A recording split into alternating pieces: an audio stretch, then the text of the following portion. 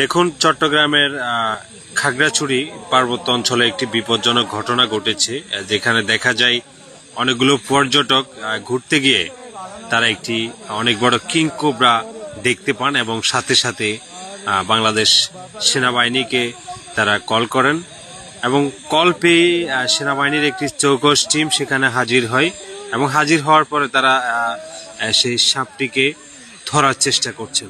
দেখুন দেখুন কত বড় সাপ! ও মাই গড! দেখুন, বাংলাদেশ সেনাবাহিনীর দুজন সদস্য সেই সাপটিকে ধরার চেষ্টা করছে। তো দেখতে থাকুন। আসলে পার্বত্য অঞ্চলগুলো খুবই ও মাই গড কত বড় সাপ! দেখুন, এটা কমপক্ষে 10 থেকে 12 হাত লম্বা হতে পারে এবং কি পরিমাণ মোটা ভালোভাবে একটু খেয়াল করুন।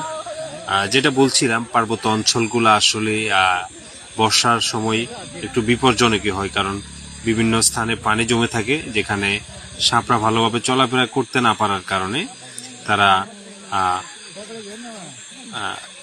লোকারণ্যে চলে আসে, যেখানে মানুষজন বসবাস করে, মানুষের বসতির স্থাপনে তারা চলে আসে। তো দেখুন এই সাপটি কত বিশাল এবং এটা কতটা বিপজ্জনক ছিল। আসলে বাংলাদেশ সেনাবাহিনী খুবই হেল্পফুল। তারা প্রত্যেকটি কাজে মানুষকে এমনভাবে সহযোগিতা করে, যেটা আসলে তাদেরকে ধন্যবাদ না দিয়ে পারলাম না। দেখুন, পার্বত্য অঞ্চলে আসলে সবসময় তাদের এমন সহযোগিতা থাকে এবং তারা মানুষকে এভাবে সহযোগিতা দিয়ে যায়। দেখুন, বাংলাদেশ সেনাবাহিনীর পাশাপাশি একজন উপজাতি ভাইও আছে, যিনি সাপটি ধরার জন্য সহযোগিতা করছেন। দেখুন কত মোটা একটি সাপ! এটা হচ্ছে কিং কোবরা। দেখুন কত শক্তিশালী এই সাপটি! ও মাই গড!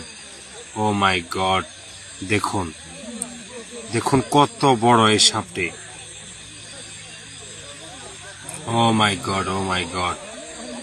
বন্ধুরা, এই একই জায়গায় ইতিপূর্ব সেম আরেকটি ঘটনা ঘটেছে এবং এর থেকে বড় একটি সাপ সেখানে ধরা হয়।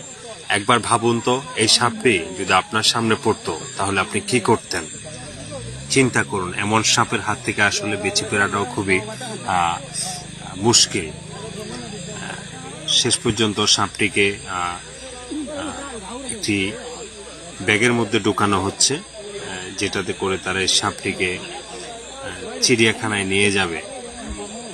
প্রাণী সম্পদ অধিদপ্তরের অধীনস্থ করে দেবে এই সাপটিকে। দেখতে থাকুন।